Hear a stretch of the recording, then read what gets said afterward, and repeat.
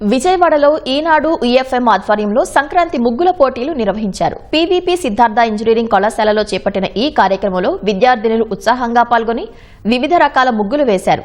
సంక్రాంతి పండుగ ప్రాధాన్యతను వివరించేలా విద్యార్థులు వేసిన ముగ్గులు ఆకట్టుకున్నాయి. ఈ పోటీల్లో ఉత్తమ ప్రతిభ కనబరిచిన విద్యార్థులకు బహుమతులు అందజేశారు.